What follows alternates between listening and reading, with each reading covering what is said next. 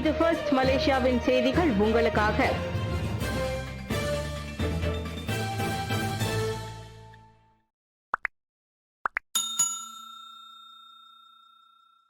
கட்டுமான துறையில் விலையேற்றம் குறித்து முன்கூட்டியே கருத்துரைக்க முடியாது. அமைச்சர் அலெக்சாண்டர் நந்தாலங்கி தகவல். டீசல் உதவித்தொகை கட்டுமான தொழில்துறைக்கு விரிவுபடுத்தப்படவில்லை என்பதை பொதுப்பணி அமைச்சர் அலெக்சாண்டர் நந்தாலங்கி மறு உறுதிப்படுத்தினர். ஜூன் 10ஆம் தேதி டீசல் உதவித்தொகை அகற்றப்பட்டதால் கட்டுமான தொழில்துறையில் செலவு அதிகரிக்கும் என்பது குறித்து முன்கூட்டியே மதிப்பிட முடியாது என அவர் கூறினார்.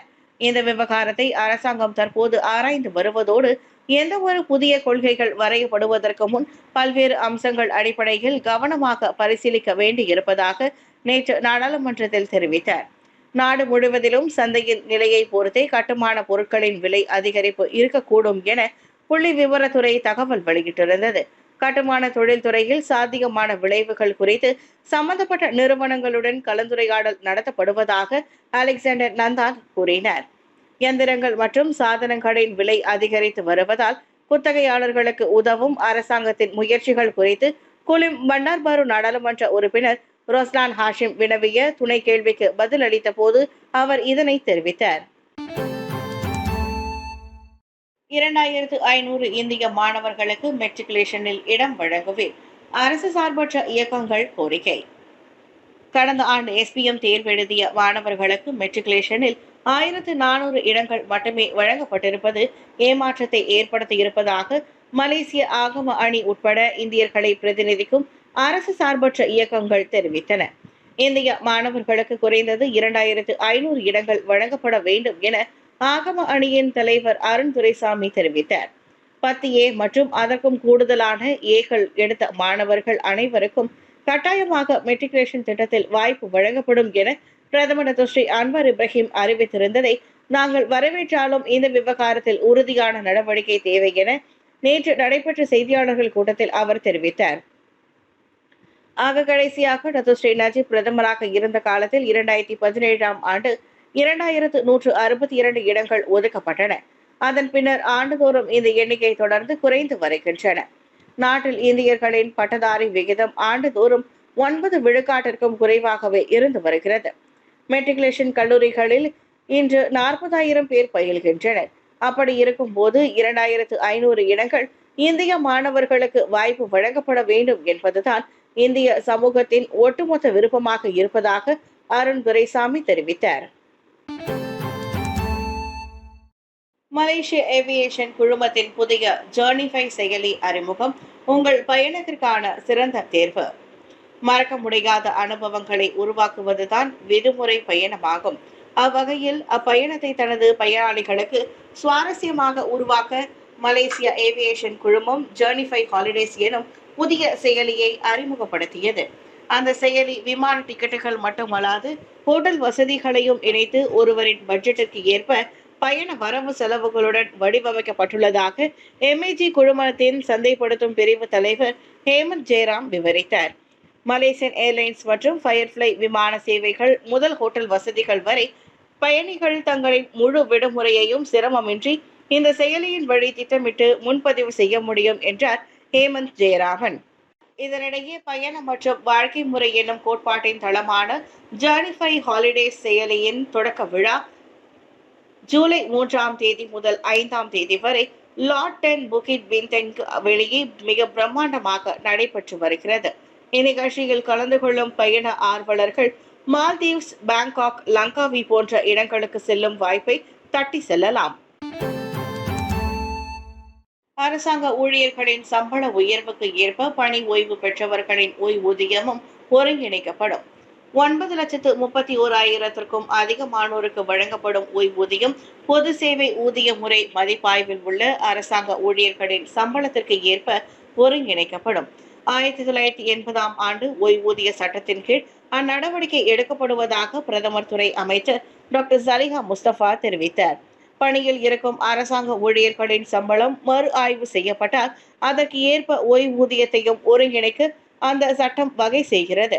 அதனால் இவ்வாண்டு அரசாங்க ஊழியர்களின் சம்பள உயர்வுக்கு ஏற்ப பணி ஓய்வு பெற்றவர்களின் ஓய்வூதியமும் ஒருங்கிணைக்கப்படும் என மக்களவைக்கு வழங்கிய எழுத்துப்பூர்வ பதிலில் சலிஹா தெரிவித்தார்.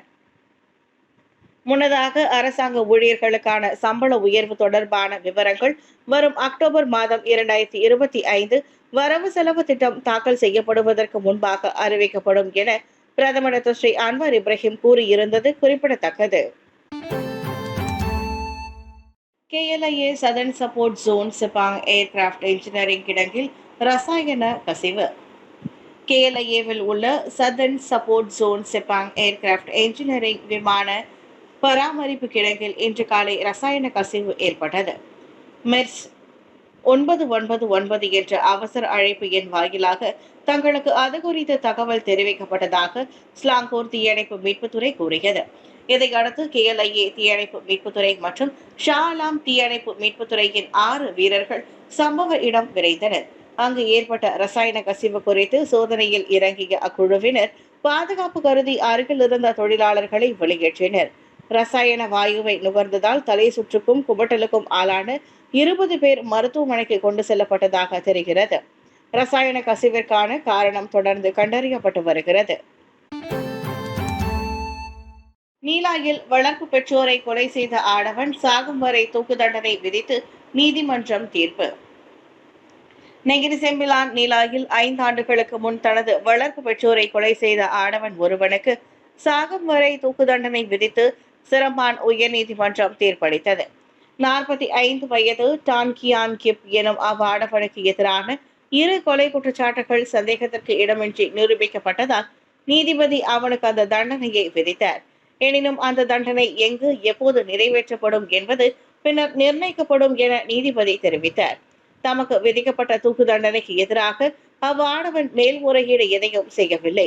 முன்னதாக 2019 ஆண்டு ஜூலை 24ஆம் தேதி நீலாய் தாமண்டேசா மெலாத்தியில் தனது 67 வயது வளர்ப்பு தாயையும் 73 வயது வளர்ப்பு தந்தையையும் கத்தியால் குத்தி கொலை செய்ததாக அவன் குற்றச்சாட்டை எதிர்நோக்கி இருந்தான் என்பது குறிப்பிடத்தக்கது.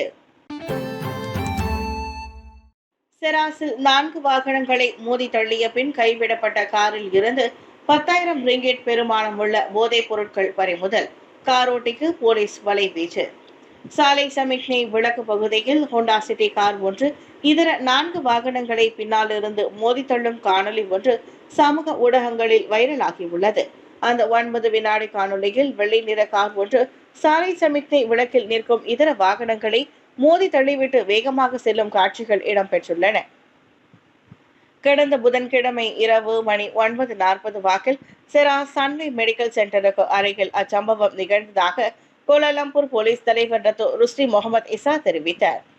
அச்சம்பவத்திற்கு பின்னர் சன்வே மெடிக்கல் சென்டர் நுழைவாயிலுக்கு அருகில் கைவிடப்பட்ட நிலையில் கண்டெடுக்கப்பட்ட அக்காரில் இருந்து 10,000 ரிங்கெட்டிற்கும் அதிகமான மதிப்புடைய போதைப் பொருட்கள் பறிமுதல் செய்யப்பட்டதையும் ருஸ்டி உறுதிப்படுத்தினர். அக்காரை ஓட்டிய ஆடவனை போலீசார் தேடி வரும் வேளை தகவல் அறிந்த பொதுமக்கள் செராஸ் போலீஸ் நிலையத்தை தொடர்பு கொள்ளுமாறு கேட்டுக் கொள்ளப்படுகின்றனர். கால்வாய்க்குள் விழுந்த குட்டி மீட்கப்படும் வரை பொறுமையோடு காத்திருந்த தாய் யானை. கிளந்தான்ஜெலியில் கால்வாய்க்குள் விழுந்த குட்டி யானை வனவிலங்கு துறையால் மீட்கப்பட்ட வீடியோ வைரலாகி வருகிறது. ஜாலன் ராயா திமூர் பாரட் பத்து 13 எனும் இடத்தில் கடந்த ஞாயிறன்று அச்சம்பவம் நிகழ்ந்தது. வனவிலங்கு பாதுகாப்பு மற்றும் தேசிய பாதுகாப்பு துறையான பெர்ஹெலித்தானின் கிளந்தான் கிளையை சேர்ந்த 8 பேர் குட்டி யானையை மீட்கும் பணியில் ஈடுபட்டனர். குட்டி மீட்கப்படும் போது தாய் யானை 1 அடி கூட நகராமல் கால்வாய் அருகே பொறுமையோடு காத்திருந்தது வீடியோவை பார்ப்போரை நெகிழ வைக்கிறது. கால்வாய்க்குள் தனது குட்டி விழுந்ததால் பதற்றம் அடைந்தாலும் அதனை மீட்கத்தான் ஆட்கள் வந்திருப்பதை உணர்ந்து தாய் யானை யாரையும் சீண்டாமல் குட்டியை கவலையோடு பார்த்து கொண்டிருந்தது. கயிற்றை கட்டி மண்வாரி இயந்திரத்தின் உதவியுடன் ஒரு வழியாக குட்டி யானை கால்வாயில் இருந்து மீட்கப்பட்டதும் அது தாயிடம் துள்ளி குதித்து ஓடியது. பின்னர் தாயும் குட்டியும் அருகில் இருந்த காட்டிற்குள் சென்று விட்டன. கூட்ட நெரிசலுக்கு பிறகு சாமியார் போலே பாபா தலைமறைவா? வழக்கறிஞர் மறுப்பு. இந்தியா உத்தரப்பிரதேச மாநிலத்தில் ஆன்மீக சொற்பொழிவின் போது ஏற்பட்ட கூட்ட நெரிசலில் சிக்கி 100க்கும் மேற்பட்டவர்கள் உயிரிழந்த சம்பவத்தை அடுத்து சம்பந்தப்பட்ட சாமியார் தலைமறைவாகி இருப்பதாக கூறப்படுவதை அவரின் வழக்கறிஞர் மறுத்திருக்கிறார்.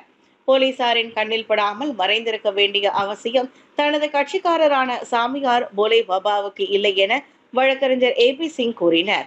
கூட்ட நெரிசலில் பக்தர்கள் மிதிகுண்டு பலியானதற்கு சாமியார் எப்படி பொறுப்பேற்க முடியும் என அவர் கேள்வியும் எழுப்பினார். ஆன்மீக சொற்பொழிவில் சில சமூக விரோதிகள் ஊடுருவியதே அச்சம்பவத்திற்கு காரணம் என்பதை மறுக்க முடியாது என்றும் AP சிங் கூறிக்கொண்டார். போலே பாபா சட்டத்தை மதிப்பவர், அதனால் போலீஸை கண்டு அவர் பயந்தோட மாட்டார், நிச்சயம் விசாரணைக்கு ஒத்துழைப்பார் என AP சிங் கூறினார். ஆனால் சாமியார் இப்போது எங்கு இருக்கிறார் என்ற தகவலை மட்டும் அவரின் வழக்கறிஞர் கூறவில்லை.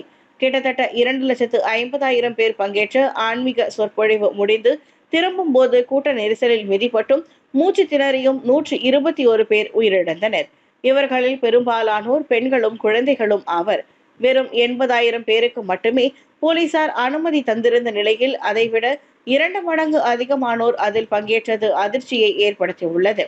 முன்னாள் போலீஸ் அதிகாரியுமான போலே பாப் கதவு கெட்டியாக பூட்டப்பட்ட கோவில் ஒன்றில் மறைந்திருப்பதாக முன்னதாக தகவல்கள் வெளியாகியிருந்தன.